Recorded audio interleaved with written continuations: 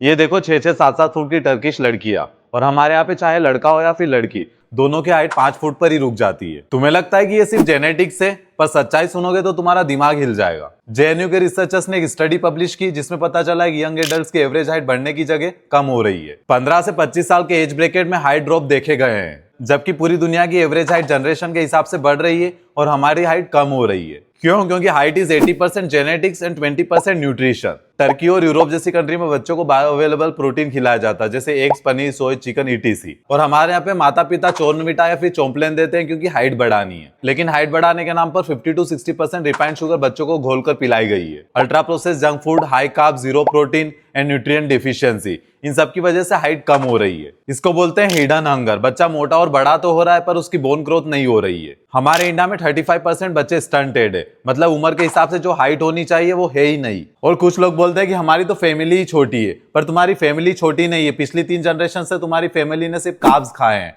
ये real nutrition deficiency है। Celebrities और टीवी एड्स ने तुम्हें शुगर ड्रिंक को हाइट ग्रोथ बोलकर बेचा और तुमने आंख बंद करके उसे खरीद लिया। इसका सॉल्यूशन सिंपल है, बच्चों की ग्रोथ विंडो यानी कि 2 साल से लेकर 18 साल की एज में बायो अवेलेबल प्रोटीन दो, जैसे कि eggs, paneer, soya, chicken, ETC. Ultra process junk food कम करो, कार्बोहाइड्रेट कम करो और उन्हें धूप में खेलने दो। आधी प्रॉब्लम ऐसे ही सॉल्व हो जाएगी। At last share this video with your friends, family members and follow for more videos.